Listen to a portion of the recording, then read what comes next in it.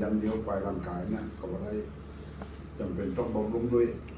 พระวจนะทุกถ้อยคำเพราะฉะนั้นเขาจะเห็นแม้ว่าเขาปวนไว้นั่นมาแต่พระวจนะของพระเจ้าทุกถ้อยคำก็เป็นพระทิพย์อาหารแห่งชีวิตที่เขาต้องบำรุงเลี้ยงในวิญญาณจิตเขาแล้วอันอย่างหนึ่งเป็นสิ่งที่เมื่อเขายันหู้แล้วเขาสามารถที่จะเอาไปสอนลูกสอนหลานหรืออนุชนคนรุ่นนั้นตามหลักขององค์พระพุทธเจ้าตามหลักในพระคัมภีร์นะครับแม้ว่าเป็นคนที่เกี่ยวข้องกับเขามากน้อยขนาดไหนก็แล้วแต่อนุชนคนรุ่นนั้นลูกหลานเป็นผู้ที่เขาจะถ่ายทอดหลักการดำเนินชีวิตของคนที่เกี่ยวข้องลูกหลานเขาเนี่ยยังถูกต้องตามหลักพระคัมภีร์โอเคเขาก็ดำเนินเอาเห็นในพระคัมภีร์ในยันเอเฟซัสมาเรื่อยๆมาวันนี้ในเอเฟซัสต่อไปเขาเปิด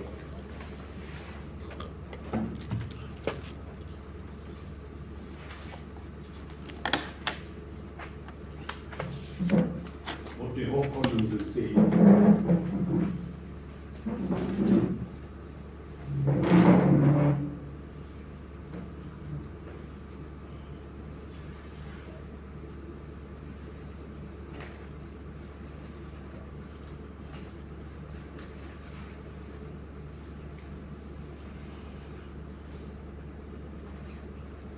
ก็ปีนี้ซื้อมาใหม่เปิดนึงบ่ทั่วเธอเปิดยากมันติดกัน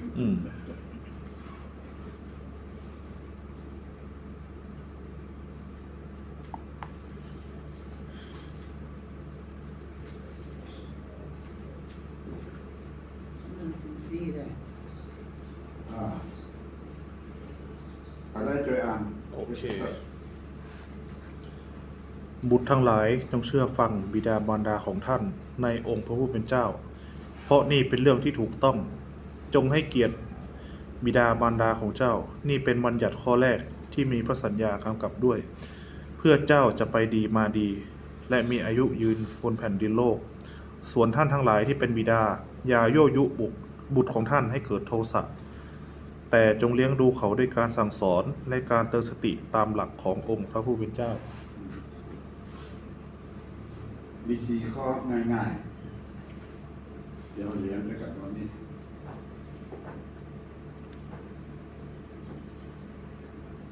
จะอ่านแห่งฉบับหนึ่งนี่1971ตะกี้ฉบับหนึ่งจริงเจมส์ครับ2011 ครับ2011มาตรฐานนี่1971ฝ่ายบุตรจงนอบน้อมเชื่อฟังบิดามารดาของตนในองค์พระผู้เป็นเจ้าเพราะกระทำอย่างนั้นเป็นการถูกจงให้เกียรติแก่บิดามารดาของเจ้านี่เป็นพระบัญญัติข้อแรกที่มีพระสัญญาไว้ด้วยเพื่อเจ้าจะไปดีมาดีและมี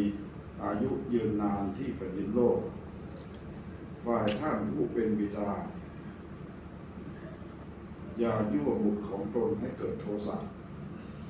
แต่จงอบรมลูกด้วยการสั่งสอนและการเตือนสติตามหลักขององค์พระผู้เป็นเจ้าครับเพื่อความเข้าใจก็แบ่งเป็น2 ฝ่าย 2 ด้านด้านที่ 1บิดามารดาปฏิบัติต่อลูกจะได้และทางด้านหนึ่งลูกปฏิบัติต่อบิดามารดาจะได้2 ประการครับ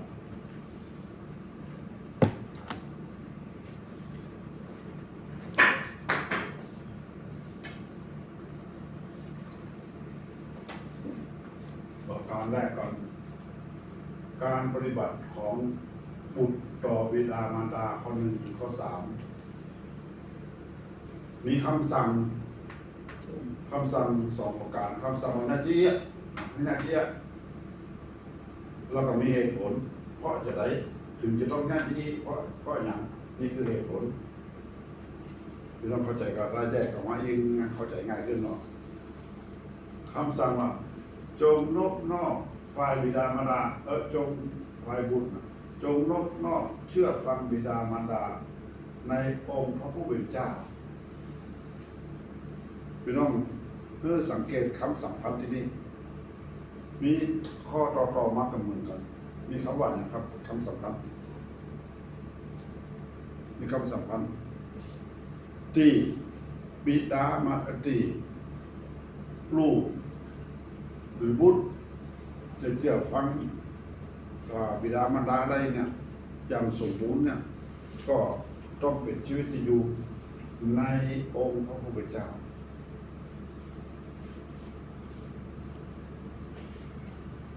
เขาจึงถามว่า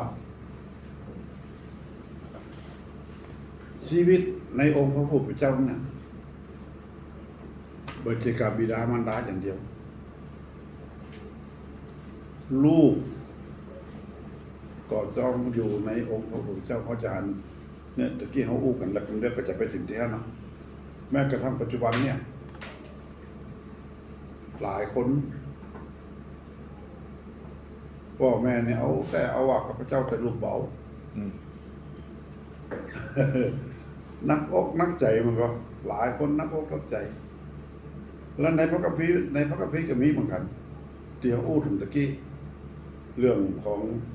เราได้จะมาถึงตัวอย่างลูกนี้พ่อแม่เป็นผู้รับใช้พระเจ้าเป็นผู้วินิจฉัยแต่ลูกให้เกเรเพราะฉะนั้นสิ่งที่จะสำเร็จลูกจะเชื่อฟังบิดามารดาเนี่ยต้องมีชีวิตอยู่ในองค์พระผู้เป็นเจ้าถ้าว่ามีชีวิตในองค์พระผู้เป็นเจ้าตึ้งหมดเชื่อฟังตึงยาก เคยลึกหน่อยนะลึกขนาดนั้นลูกบ่าวที่เหลือบอกลายลึกกระนั้นนั่นหน่อย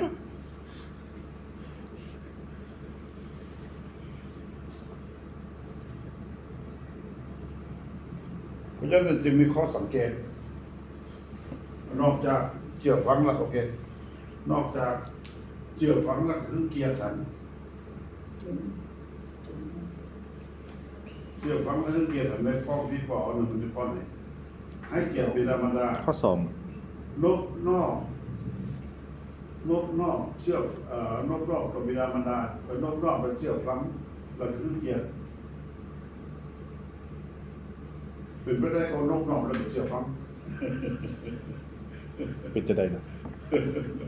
นี่กำลังหันไปเรื่อยๆหรอกมันคนจะแยกก่อนนบนอกเขาเชื่อฟังแยกจากกันก่อน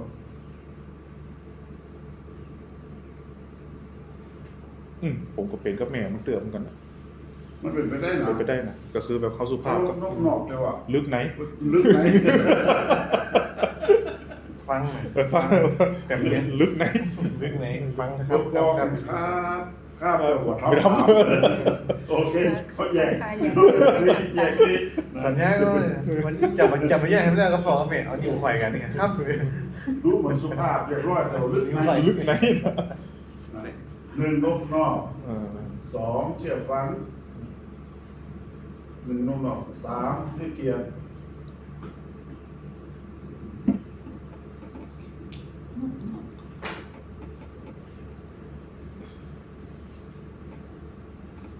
พี่น้องที่ไปยัน2ครอบครัวที่เป็นคริสเตียนที่เป็นซีบานที่เขาไปยันพระคัมภีร์ด้วยแล้วก็มีคนอื่นเพิ่มเข้าไปแห่งเดี๋ยวนี้เรากำลังเรียนเรื่องการตีความหมายพระคัมภีร์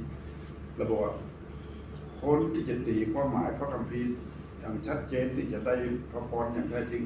ต้องเป็นนักสังเกตเนี่ยสังเกตแล้วก็ผมก็ยังมองข้ามไม่เนี่ยนบนอกเราบอกว่าเกี่ยวฟังนั้นแล้วก็ถวายเกียรติแล้วก็คือเกียรติฉันถ้าเขาพิจารณาให้ดีนบนอกเขาเกี่ยวฟังมันแยกกันได้มันคนละอย่างกันบางทีนบนอกเต็มเลยสุภาพเรียบร้อยพูดอย่างดีแต่ว่าบางคนเราเชื่อฟังเราก็คือเกียรติฟังไม่ได้เชื่อฟังไม่ได้ไม่ได้เชื่อและการให้เกียรติเหมือนกันเป็นสิ่งที่ทำให้ คือการบ่เชื่อฟังนั่นแหละคือการมึงเกียดนะการบ่เชื่อฟังคือการมึงเกียดแล้วก็สิ่งที่ทำบางสิ่งบางอย่างที่ยังให้เป็นสิ่งที่ดีพ่อแม่เพิ่งใจบ่ถูกใจแล้วก็อับอายขายหน้าแล้วก็บ่ได้ทำให้เป็นให้พ่อแม่บ่ได้รับเกียรติเพราะฉะนั้นมีข้อสังเกตโอเคข้อสังเกตว่าลูกบางคนเนี่ยเชื่อฟังแล้วก็ฮึกเกียรติพ่อแม่ฮึกเกียรติพ่อบ่ฮึกเกียรติแม่บางคนฮึกเกียรติแม่บ่ฮึกเกียรติพ่อนี่ก็ มี บางทีเปิดปอกอุ้มเลยไปแอบพูดกันมาสุดที่เปิดปอกอุ้มเลยหรือบางทีบางคนกับลูกบางคนเข้าตะปอดแล้วคือแม่โอ้ไปคือแม่โอ้เลยอย่างนี้ก็มีเพราะฉะนั้นถ้าจะอันนี้เกี่ยวข้องกับติดเป็นอย่างอันน่ะลูกนับถือพ่อแม่คือเกียรติพ่อแม่ปะเต่ากันเพราะเกี่ยวข้องกับการปกครองลูกที่คือเกียรตินับถือพ่อแม่ปะเต่ากันเนี่ยเกี่ยวข้องกับการปกครองของพ่อแม่และเกี่ยวข้องกับความเชื่อถือเป็นไปได้ก็บอกแล้วพ่อลูกบอกใครฟังหรือไม่เชื่อฟังหรือเพราะอย่างเพราะเหตุผลของพ่อแม่บอกเพียงพอหรือเหมือนน่าเชื่อถือถ้าเป็นอีกกับพระเจ้าเขาเลยบอกกล้าเกียรติบอกกล้าจิตเกียรติฟังเต็มที่บอกน่านับถือเต็มที่ ชีวิตของพ่อแม่ ชีวิตของพ่อแม่เป็นแบบอย่างกอหรือเป็นสิ่งที่ทำให้เขาบ่ได้เริ่มใส่ศรัทธาที่จะเชื่อฟังเนี่ยมันเกี่ยวข้องกับการปกครองเกี่ยวข้องกับเหตุผลและเป็นที่น่าเชื่อถือก็เพราะฉะนั้นอันนี้คือเกี่ยวข้องกับคำสั่งว่านบนอบเชื่อฟังและมีข้อสังเกตนั้นการปกครองบางมากไปกว่านั้นที่แต่ที่บุญจะนบนอบเชื่อฟังบิดามารดาแต่สอนผิดเพราะว่าเอาอกเอาใจตัวใจเกินไปปรากฏว่าเขาหันหลายบิดามารดานบนอบเชื่อฟังลูกเนี่ยแค่หันก็บอกว่ามันต้องไปเลยนะเฮ้ยอยู่เลยมันได้ให้ไปนบนอบเชื่อฟังลูกบอกว่าจะเอาอันนั้นเลยบอกว่าให้บุญนึงเอาให้ผมเนี่ยก็ยอมนบนอบเชื่อฟังลูกเนี่ยและติดเป็นที่บางคนติดนิสัยมาตั้งแต่น้อยๆล่ะเพราะว่าพ่อแม่ตัวใจเกินไปพ่อแม่ตัวเกินใจเกินไปเขาฮักลูกนักไผก็ฮักนักมันก็นักแต่ว่าฮักบ่ถูกทางก็เลยได้ใจนะ แล้วก็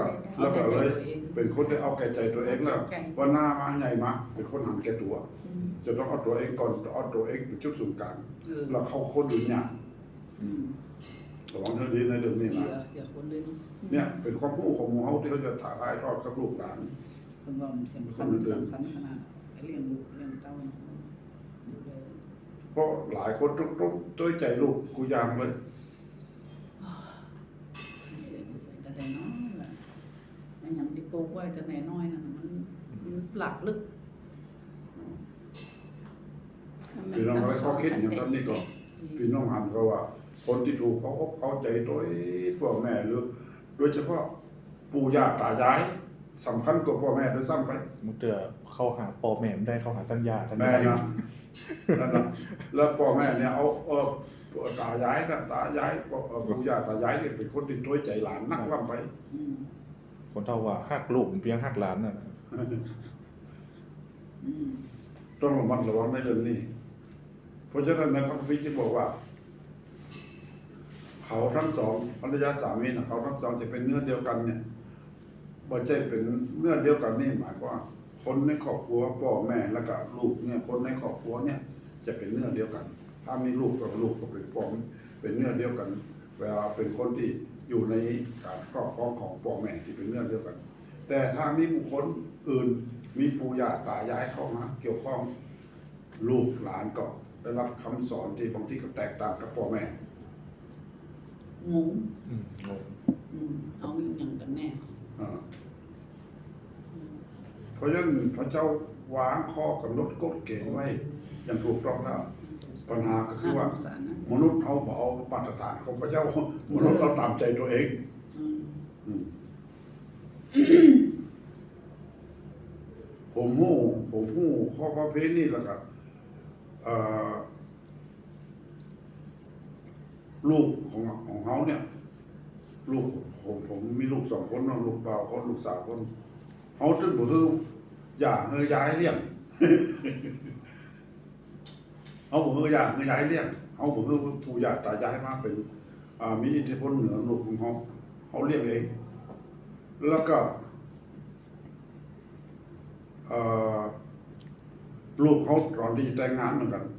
ตอนที่แต่งงานลูกกับลูกสาวน้องจ๋าเนี่ยว่าจ๋าพอตั้งเงื่อนไขเงื่อนดูเหมือน3-4 ข้อข้อที่ 1ถ้าแต่งงานแล้วบอกให้อยู่กับบอกให้อยู่กับตึ้ง2 ฝ่ายบอกว่าจะเป็นพ่อแม่ทั้งพุ่นหรือพ่อแม่ทั้งเพศก็บ่ต้องมาอยู่ด้วย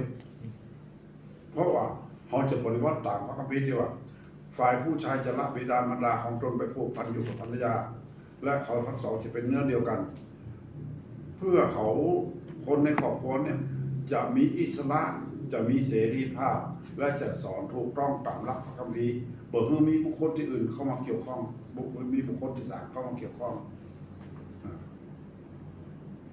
เพราะฉะนั้นเขาคิดพิจารณาว่าเขาจะสอนลูกสอนหลานสอนคนรุ่นคนรุ่นหลังจะได้เพราะฉะนั้นพ่อแม่กับลูกก็มีส่วนที่จะสอนแต่ว่าสอนไหนในองค์พระผู้เป็นเจ้ายิ่งคนเหล่านั้นบ่ได้อยู่ในองค์พระผู้เป็นเจ้ายิ่งไปใหญ่เลยยิ่งไปใหญ่เลยความคิดทัศนะทุกอย่างมันเหมือนกันครับมีอย่างข้อคิดในช่วงนี้ก่อนที่เราจะไป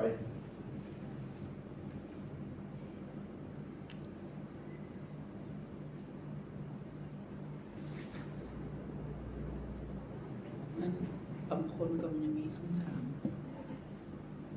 ถึงเจียฟังพ่อแม่ ถ้าพ่อแม่ไปได้เจียพระเจ้าแล้วพ่อแม่บอกไปโบสถ์อีกเนี่ย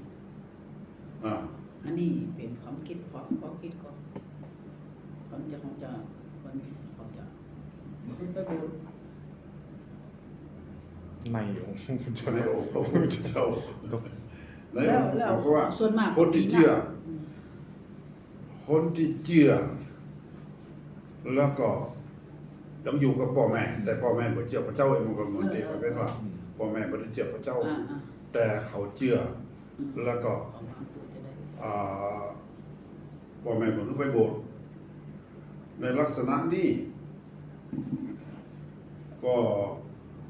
มี2 อย่างหนึ่งที่คนนั้นยังบอกบรรลุนิติภาวะและยังอยู่ภายใต้การปกครองการครอบครองพ่อแม่มันก็ทำอะไรเพราะว่านอกจากอธิษฐานอ้อนวอนแล้วพ่อแม่อนุญาตนั่นก็ต้องไปต้องขอจากพระเจ้าเลยนะขอมันไปได้แต่ถ้าพ่อแม่เพิ่งไปเถอะไปมันก็บ่ได้มันก็จะมีปัญหาในครอบครัวมีอยู่หลายหนึ่งอันนี้เป็นโรคนิติภาวะละคือ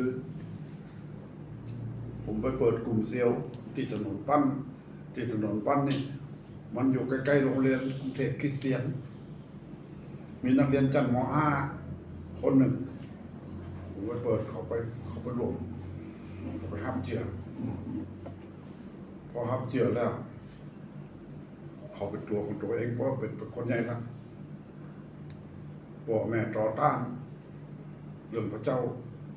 พ่อแม่มึงก็ไปโบสถ์แล้วก็เกิดปัญหาหนีมาอยู่โบสถ์เลย อันนี้มันแล้วแต่กรณีแห่งกรรมหนึ่งนะแล้วแต่กรณีแห่งกรรมหนีมาอยู่โบสถ์อยู่ช่วงหนึ่งพ่อแม่ก็หันว่าชีวิตของลูกเนี่ยก็มาเชื่อพระเจ้าแล้วเป็นชีวิตที่ดีรับการเปลี่ยนแปลงเป็นคนดีขึ้นในสุดมาเปิดกระเป๋าว่าอย่างอนุญาตไปอยู่บ้านได้ แล้วก็เขาเป็นอนุชนอยู่ในโบสถ์เนี่ยยันกับยันเนี้ยยังตีมอของยันเนี่ยผมเนี่ยแหละเป็นคนสอน เป็นอนุชนอยู่ในโบสถ์เจริญเติบโตขึ้นเป็นลำดับโอ้ขอสัมยันนี้นี่เนี่ยเขาก็บอกเกเรเขาเรียนดีไปเรียนในโรงเรียนที่อันสอนภาษาอังกฤษเลยนะโรงเรียนเนี่ยก็ขนาดอยู่ใน เจริญเรียนเนี่ย มัธยมอยู่นะขนาดอยู่เป็นโรงเรียน ยังจังเจอเชียงรายเนี่ย ไปเจอไปเจอ เทพคริสเตียน ตอนนั้นโรงเรียนเทพคริสเตียนเขาจบม .6 จบม .6 แล้วเขาไปเรียนแห่งตีหนึ่งนะแล้วนี่ชีวิตเขาก็ดีขึ้น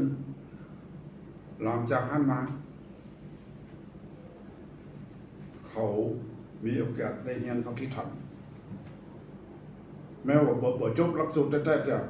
เขามาทำงานของ YFC เพราะ YFC นี่บ่จำเป็นต้องบ่ใช่พนักงานทุกคนต้องจบความคิดทำหมดแล้วนี่คนเนี่ยเขาก็บ่ได้จบความคิดทำแต่เขามาทำงาน YFC ก่อน YFC มันจะว่า Youth for Christ เยาวชนเพื่อพระคริสต์แล้วก็ภายหลังมาพระเจ้าอวยพรเขามาแผ่วจังหายไปคนจังหายไปหมู่ YFC จังหายนี่ของจักเขาอะจื่อแล้วภายหลังมาเขาก็เฮียนไปเฮียนพระคริสต์ทำตีผมเฮียนนั่นน่ะตีผมจบมานั่นน่ะเขาไปเฮียนที่นั่นแล้วก็แต่งงานกับคนอนุชนในโบสถ์เดียวกันที่โบสถ์สมพรู้มีโอกาสไปเฮียนต่างประเทศจบมาเป็นผู้รับใช้พระเจ้าอันเนี้ยเป็นคนที่มาจากครอบครัวที่บ่ได้เป็นคริสเตียนอาจารย์ประวิตรมันจักก็YFC หมู่ YFC เลยจักหายนี่ก็มันจักสมมุตินะที่อาจารย์ประวิตรแล้วเขาก็เลยขึ้นมาได้เป็นหัวหน้า YFC เดี๋ยวนี้เขายังทำ YFC อยู่แล้วเขาก็ตั้งคริสตจักรในโรงเรียนกรุงเทพคริสเตียนเอาสไตล์ของผมYFC ที่เจียบพระเจ้าตามโบสถ์ต่างๆนั่นแหละครับที่อันเขาก็ได้เป็นสมาชิกอยู่ในโบสถ์เหล่านั้นก็ขอเข้าไปประกาศตามโรงเรียนต่างๆตามโรงเรียนต่างๆแล้วก็ที่นี่เขาไม่ได้เข้าโบสถ์นี่ก็รวมมาเป็นคริสตจักรตั้งคริสตจักรในโรงเรียนนั้นเลยเราเวลาเดียวกันเขาก็ยังมีส่วนร่วมอยู่ที่โบสถ์คริสตจักรชีวิตใหม่ส่วนพวกเขาอยู่อันนี้คือคนที่ไม่ได้เชื่อในพระเจ้ามันก็แล้วแต่กรณีถ้าบางกรณีที่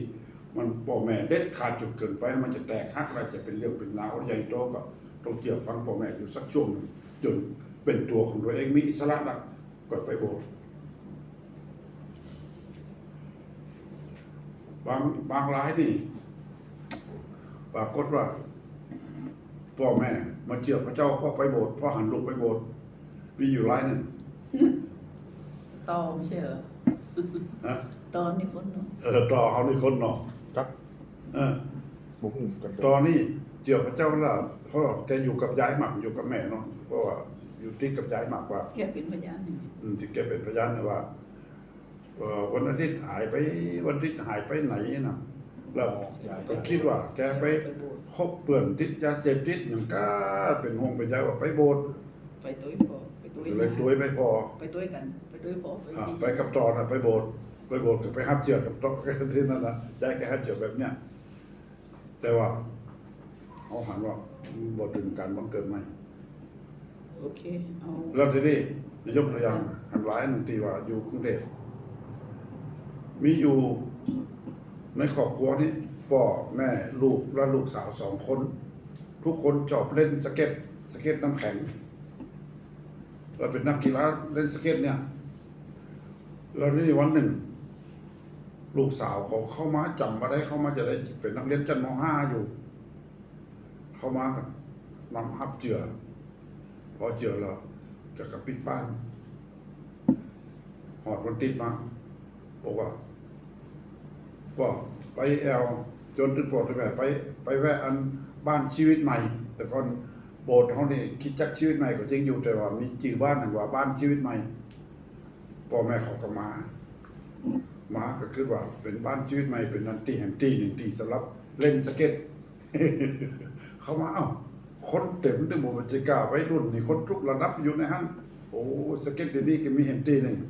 เข้าไปแล้วซ้ำหัวใจเป็นโบสถ์ นั่งฟังไปฟังมาฮับเจอถึงครอบครัวเนี่ยก็ถ้าชีวิตเปลี่ยนแปลงที่ชัดเจนพ่อแม่หันแล้วนั่นก็แล้วแต่กรณีกรรมพ่อแม่หันกับพ่อแม่เขาเปิดใจ เพราะฉะนั้นแล้วแต่กรณีกรรมจากคำถามที่ว่าบางรายที่พ่อแม่เพิ่งไปโบสถ์เขาคนจะเชื่อว่าพ่อแม่ขนาดไหนเพราะในบางรายแน่นอนเลย ถ้าหากว่าตายเป็นตายเพราะทำในสิ่งที่บ่ถูกต้องทำบาปทำในสิ่งที่ผิดสิ่งที่บ่ถูกต้องอันนั้นแน่นอนนะทำอะไรโอเคเขาจะหันอย่างนี้ว่าเนี่ยผมจะมาสรุปตอนท้ายนี้นี่ที่สรุปนี่เดี๋ยวจะชี้กันว่าสิ่งทั้งหลายที่เขาจะทำได้ดำเนินได้อย่างราบรื่นนะว่าจะราบรื่นเพราะว่าจะเป็นลูกปฏิวัติต่อพ่อแม่ หรือพ่อแม่ปฏิวัติต่อลูกได้ไปอย่างราบรื่นเนี่ยพระเจ้าเป็นผู้วางแผนพระเจ้าเป็นผู้กำหนดในสวรรค์แล้วเพราะฉะนั้นเขาย้อนน้อยหนึ่งในปฐมกาลเมื่อพระเจ้าสร้างอาดัมเข้ามาแล้วพระเจ้าหันว่าไม่สมควรหรือไม่เหมาะสมที่ผู้ชายคนนี้จะอยู่คนเดียวมันก็เพราะฉะนั้นจะสร้างคู่อุปถัมภ์ที่อย่างก็ เหมาะสม เหมาะสมพระเจ้าจะประทานหรือสร้างคู่อุปถัมภ์ที่เหมาะสมถ้าได้เหมาะสมนั่นหมายความว่าคนที่เหมาะสมในน้ำพระทัยของพระเจ้าในเหมาะสมในสายตาของมนุษย์กับสายตาของพระเจ้าบางทีมันเหมือนกันในสายตาของมนุษย์โอ้คนนี้งามคนนี้รวยคนนี้สวยคนนี้หล่อคนนี้นิสัยดีแต่ว่าในความเหมาะสมของมนุษย์กับความเหมาะสมของพระเจ้ามันบ่เหมือนกันในความเหมาะสมของพระเจ้ามันลงตัวหมด มันลงตัวหมดคุณอันเพราะฉะนั้นพระเจ้า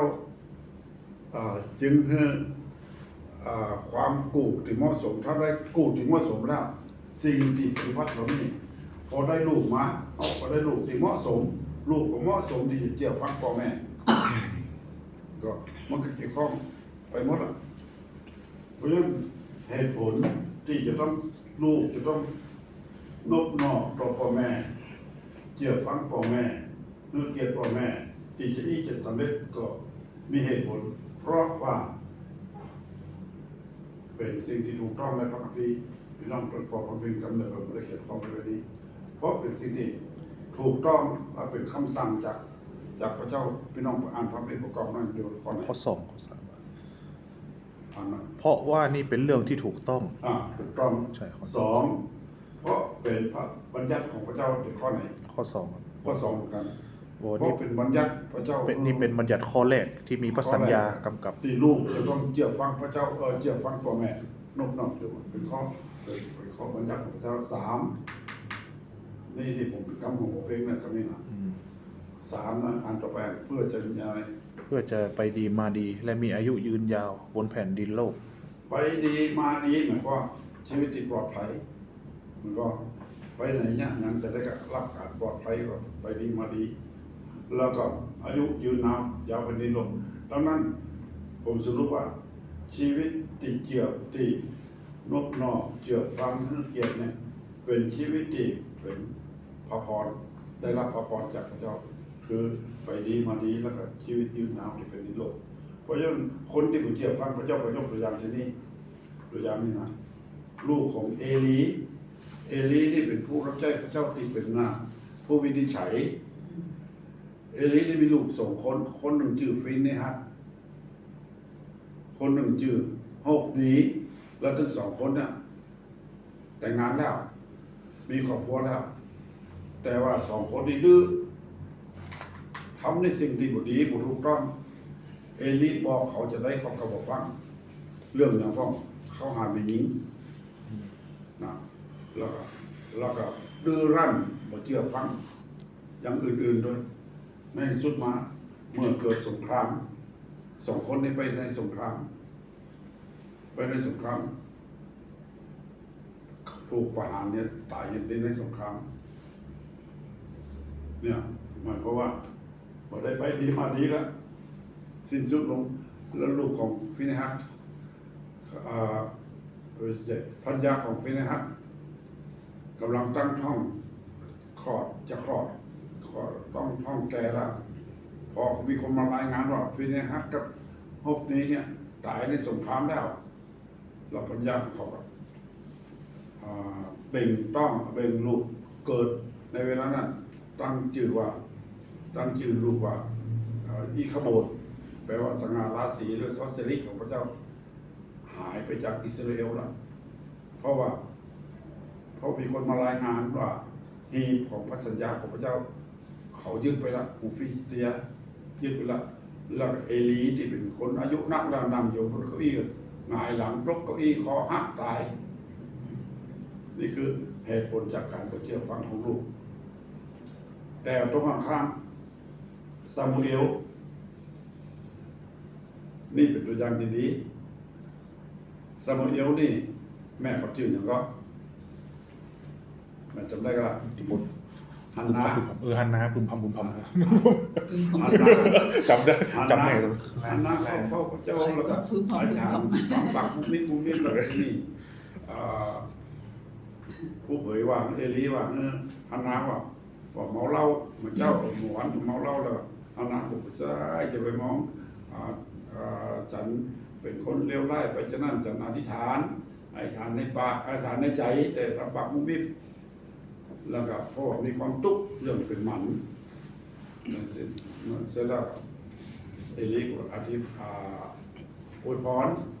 อธิษฐานอวยพรแก่ฮันนานะจากฮันนาก็มีลูกชื่อซามูเอลแล้วก็ซามูเอลนี่ไปฝากไว้กับพระเจ้าเลยฝากวันนาฝากซามูเอลเนี่ยไว้กับพระเจ้าซามูเอลก็ไปติดอยู่กับพระเจ้าผูกพันอยู่กับพระเจ้าวันหนึ่ง10 ปีเสียงเรียกนะซามูเอลนึกว่าเอลีเรียกวิ่งไปหาเอลีก็ได้เรียกไปนอนเนี่ยกลับไปนอนเนี่ยอย่างเงี้ยเนี่ยไป3 ครั้งเอลีว่าซามูเอลว่าท่านเรียกผมเอลีบอกว่าไม่ได้เรียกท่านนี่เป็นเสียงของพระเจ้าแล้วบอกว่าท่านอย่างนี้นะพระวิข้าพเจ้าอยู่ที่นี่ขอพระองค์ตรัสเถอะนั่นนะเป็นการเริ่มต้นชีวิตซามูเอลก็ผูกพันอยู่กับพระเจ้าและดำเนินชีวิตอยู่กับพระเจ้าแล้วก็กลายมาเป็นผู้วินิจฉัยที่หลังนะผู้รับใช้พระเจ้าผู้ที่วินิจฉัยของพระเจ้าต่อคนจากอิสราเอลเพราะฉะนั้นแตกต่างกันติดอยู่สอนลูกแล้วก็มอบลูกไว้กับพระเจ้าแต่อันนี้เบาหน่อยเลยลูกของเอลีนี่แต่ว่าซามูเอลเป็นคนที่อยู่กับพระเจ้านั่นเขาจะเลี้ยงลูกเลี้ยงหลานมาสอนลูกสอนหลานแบบไหนถ้าเป็นบุคคลอื่นๆเขามายุ่งเกี่ยวแล้วไม่อิทธิพลนักใจลำบากเขาจะสอนลูกในพระคัมภีร์ถ้าอ่านต่อไปว่าในที่ผมก็ได้เขียนในนี้แต่ว่ามันอยู่ในพระคัมภีร์ว่าในองค์พระผู้เป็นเจ้าในองค์พระผู้เป็นเจ้าเพราะฉะนั้นในองค์พระผู้เป็นเจ้านี่สำคัญแล้วก็ย้อนไปเอเฟซัสในห้องบทมาถึงบทที่1เนี่ยพระพรทุกทางที่จะเกิดขึ้นที่จะสำเร็จในชีวิตของเขาทั้งหลายนะเป็นพระพรทุกด้านทุกทางเนี่ยคำสำคัญจะเกิดขึ้นที่ไหนผมหัวนักใจคำไหนในพระเยซู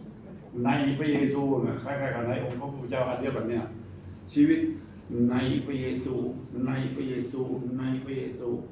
ในพระเยซูก็จะอยู่ในศาสนาพระเยซูนะแต่มีความสัมพันธ์กับพระเยซูสนิทถือว่าในพระเยซูเขามีความสัมพันธ์มีความผูกพันอยู่กับพระเยซูอย่างแท้จริงเพราะฉะนั้นเขาก็มานั่งใจขอโทษที่อู้กันกับกันนี่นะตอนอู้ถึงว่ามีปัญหากับกลุ่มพี่น้องวิธีการมีปัญหาแต่โอ้พี่น้องคิดเจนมีปัญหากันเนี่ยที่อย่างหรอกแต่เขาถ้ามีโอกาสที่จะชุบที่จะช่วยเขาช่วยเขาเต็มที่เขาช่วยไฟวิญญาณเขา ในองค์พระผู้เจ้าและเมื่อชีวิตอยู่ในองค์พระผู้เจ้าพระเจ้าวางกำหนดข้อกำหนดกฎเกณฑ์ไว้อย่างเหมาะสมบอกว่าจะเรื่องกู้ชีวิตกู้พระพรเนี่ยนะบอกว่าจะเป็นความเป็นอยู่บอกว่าจะอาชีพการงานบอกว่าทุกด้านถ้าเขาได้เริ่มต้นแบบนี้พระเจ้าจะทำนั้นราบรื่นในสุภาษิตบท3 ข้อ 5บอกว่าพอจะได้จงวางใจในพระเจ้าด้วยสุดใจเจ้าอย่าพึ่งพาความรอบรู้ของตัวเองแต่จงยอมรับโลกให้เข้าในทุกทางของเจ้ารับโลกจะให้วิถีของเจ้าราบรื่นถ้าคนที่บ่ได้อยู่ในองค์พระผู้เป็นเจ้าอย่างแท้จริงมันจะวางใจอย่างแท้จริงบ่ได้มันจะไปตามความคิดไปตามความหมายของเหตุผลของตัวเอง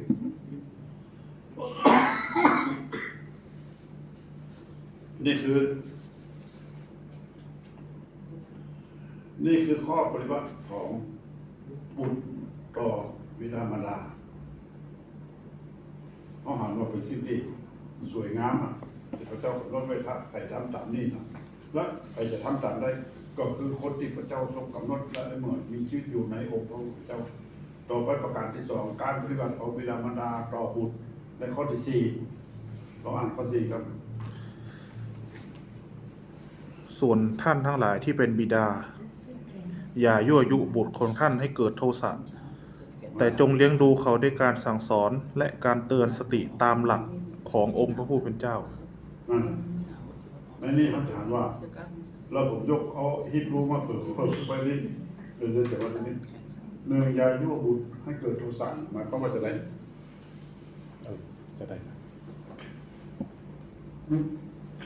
ยกตัวอย่างยั่วอย่างไรแจ้งให้แย่ไม่ใช่เด็กอย่างเดียวนะผู้ใหญ่ด้วยผู้ใหญ่ตัวจะได้อันนั้นประชดก็อันนั้นยังการแกล้งการยั่วการเล่นอันนั้นอย่างหนึ่งแต่ยังไม่ลึกดอกอันยังก็คือว่าบ่รับผิดชอบต่อคำพูดคำสอนของพ่อของแม่บ่รับผิดชอบสิ่งที่ยั่วพูดนั่นน่ะยั่วในนี้หมายถึงว่าสิ่งที่บ่รับผิดชอบทำให้เกิดโทสะเกิดความโมโหเกิดเสียอารมณ์ความบ่รับผิดชอบของคำพูดของพ่อแม่เช่นในกรณีเนี่ยเช่นประมาณไหนเช่นว่าจะฮือนั่นจะฮือนั่นจะฮือนี่ปะไปหันปะไปนี่แบบนี้มาทำตามเข้าใจละนี่ต้องเป็นละอ่อนเนาะมันตอนใหญ่ผมก็โดนอยู่ปิดก่อนผมมีของมันซ้ำซื่อแล้วก็หักษาคำพูดอันนี้เป็นการยั่วเนาะเป็นการยั่วชนิดหนึ่งอย่างถ้าเป็นละอ่อนนี่แต่ที่สำคัญอันต่อไปที่สำคัญข้อ 2เนี่ยขออ่านเนี่ยที่เกี่ยวข้องเขาว่าในองค์พระผู้เป็นเจ้ามันก็อบรมสั่งสอนนะอ่านต่อไปเมื่อกี้แต่จงอบรมสั่งสอนด้วยการเตือนสติตามหลักขององค์พระผู้เป็นเจ้าอบรมสั่งสอนเตือนสติเนี่ยตามหลักขององค์พระผู้เป็นเจ้า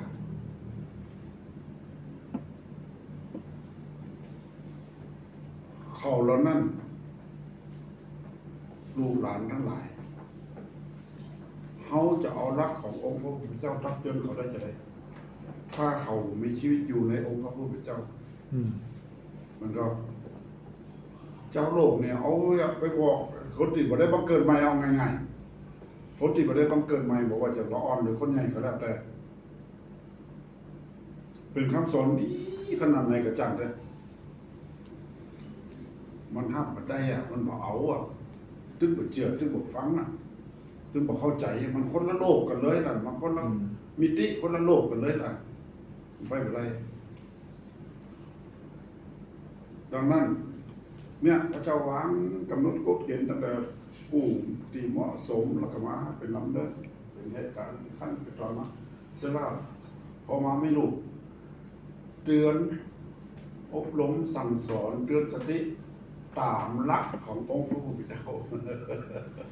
หลักของโลกนี่ก็เป็นอย่างหนึ่งหลักของโลกนี้ก็ในบางกรณีดีๆ รักของโลกบางอย่างอะมันบอกเข้ากับรักของ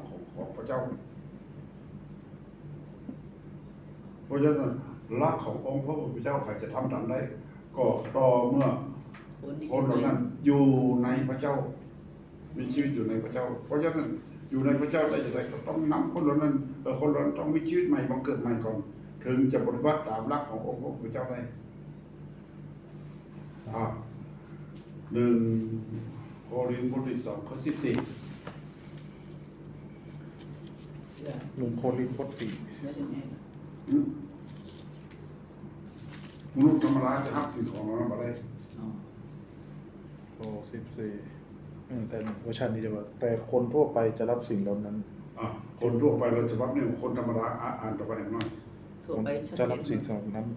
ที่เป็นของพระวิญญาณคนทั่วไปจะไม่รับสิ่งเหล่านั้น ซึ่งเป็นของพระวิญญาณของพระเจ้าเพราะเขาเห็นว่าเป็นเรื่องโง่เขลาต่อมา เอาละ นี่ก็คนธรรมดาหรือคนทั่วไปเนี่ยเขาจะอ้างคำสอนขององค์พระเจ้าเขาจะอ้างพระคัมภีร์เนี่ยอ้างจะได้กระจ่างเนี่ยเขาก็ถือว่าบางอย่างเขาถือเป็นความโง่เขาอ้างได้อ้างได้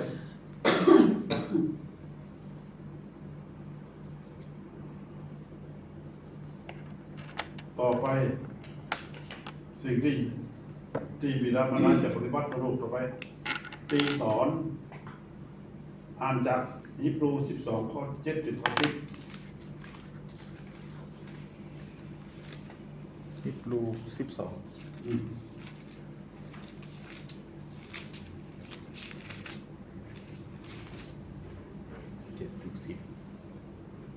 หรือท่านทั้งหลายจงสู้ทนเอาเถิดเพราะเป็นการตีสอนพระเจ้าทรงปฏิบัติต่อท่าน เหมือนท่านเป็นบุตรของพระองค์ เพราะว่ามีบุตรคนไหนบ้างที่บิดาไม่ตีสอน แต่ถ้าท่านทั้งหลายไม่ได้ถูกตีสอนเช่นเดียวกับคนอื่นๆท่านก็ไม่ใช่บุตรแต่เป็นลูกนอกสมรสยิ่งไปกว่านั้นเราทั้งหลายมีบิดามารดาเป็นมนุษย์ที่ตีสอนเราและเราก็นับถือบิดานั้นเราจึงยิ่งควรอยู่ใต้บังคับของพระบิดาแห่งจิตวิญญาณและดำรงชีวิตอยู่ไม่ใช่หรือเพราะบิดาที่เป็นมนุษย์ตีสอนเราเพียงชั่วเวลาเล็กน้อยตามความเห็นดีเห็นชอบของพวกเขา แต่องค์พระผู้เป็นเจ้าทรงตีสอนเพื่อประโยชน์ของเราเพื่อเราจะมีส่วนในความบริสุทธิ์ของพระองค์ครับ เพราะฉะนั้นถ้าสมควรที่จะตีสอนก็ตีสอนตีเพราะห้าม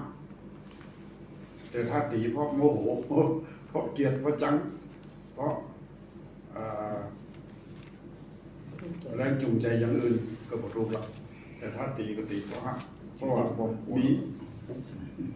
มีคนใดตีหักลูกแล้วก็ตีสอนเพราะฉะนั้นบางครั้งการตีสอนก็เป็นสิ่งที่จำเป็นที่จะต้องนำมาปฏิบัติ ในสุภาษิตตรงนี้ว่าที่อยู่ตรงตีสอนร้อน มีสุภาษิตกับมี ให้ตีสอน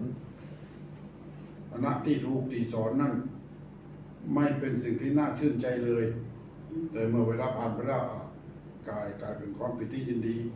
เพราะเรามาคิดถึงว่าเมื่อเขาดีลูกตีหลานหรือตีละอ่อนเขาจะยกมือไหว้ขอบคุณก็ตีผม เขามาเอาเนาะแต่ว่าเวลาผ่านไปแล้วเขาจะรู้ว่าถ้าพ่อแม่บ่อบรมบ่สั่งสอนบ่ตีสอนนี่เขาก็คงจะเป็นคนเกเรเป็นคนดื้อรั้นเพราะฉะนั้นนี่คือหลักขององค์พระผู้เป็นเจ้าผมสรุปว่าที่นี่ว่าแผนการทุกอย่างตั้งแต่พระเจ้าเริ่มต้นให้เขามีกู้ชีวิตอย่างเหมาะสมและเขาก็มีคือภรรยาสามีก็เป็นกู้ที่เหมาะสมกันมีลูกออกมาก็เหมาะสมลูกก็มีพ่อแม่ที่เหมาะสมเพราะฉะนั้นเมื่อพ่อแม่เป็นที่เหมาะสมแล้วก็ลูกก็เลยเป็นคนที่พร้อมจะนอบน้อมเชื่อฟัง ก็เมื่อลูกพร้อมจะนอบน้อมเชื่อฟังพ่อแม่ก็อบรมสั่งสอนด้วยกันสั่งสอนตามหลักขององค์พระผู้เป็นเจ้าทุกอย่างก็สำเร็จทุกฝ่ายเกี่ยวข้องกันพระเจ้าทรงกำหนดกฎเกณฑ์ไว้อย่างเหมาะสมแล้วอันนี้หมู่เขาก็เอาไปสอนลูกสอนหลานต่อไป โอเค